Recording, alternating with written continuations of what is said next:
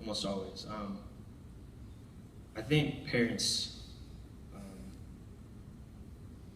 a lot of times, it says, Proverbs 22, verse 6 says, train your child in the way he should go, and when he is old, he will not turn from it. I think there's definitely training, but by the time they're teenagers, they're kind of, like they're already set on that path they're going to go. And so they see that, okay, he's not on the path I want him to be on, so I need to just enforce all these rules and just step into control so that he's back on the path that I have for him.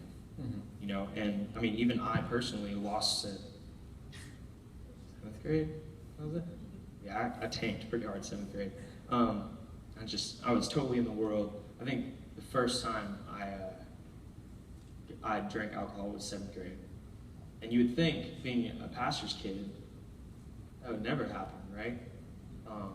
I do find it interesting that it says, train your child in the way they should go, and when he's old. It doesn't say when they're teenagers. Isn't that unfortunate? It says when he's old, he will not turn from it. And so I think a lot of times you just gotta let the kid, you gotta let your child learn, because at that point, he just has that guidance to go back to. But most of the time, the frustration is my parents are super controlling, and they don't take the time to listen to me. It's huge. And at that time, when you were in 7th grade, both your mom and I were working so much, we practically never saw you guys anyway.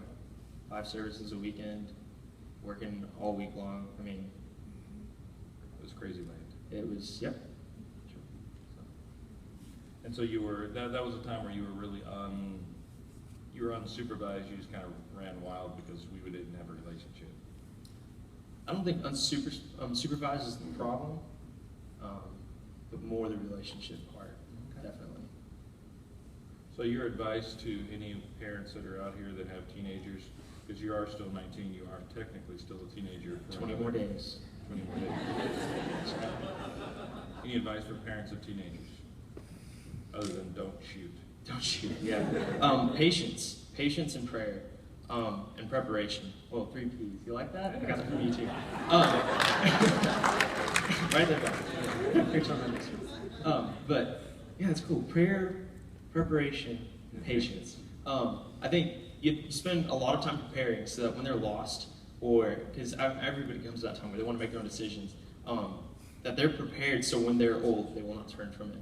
Another thing was prayer. I know for a fact my mom covered me daily in prayer. I mean, oh my gosh, there were times where I would be places I shouldn't have been with illegal substances, and my mom would just call me up, where are you?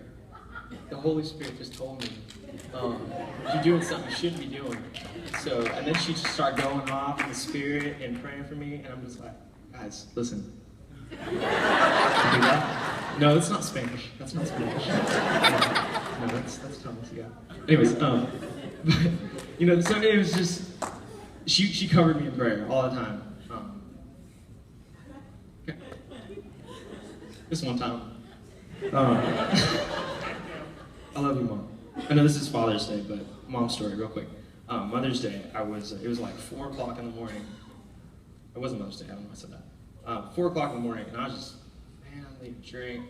And I go to my door and open the door. I'm like sleepy. And I look down and my mom's sitting by the door praying for me. And I'm just like, Mom, what are you doing?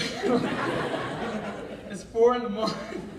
Why are you praying? And she's like, I didn't want to go, sit on your bed and disrupt you or anything because you might hurt me and all stuff. So anyways, just prayer. Lots of prayer, preparation, prayer. And patience.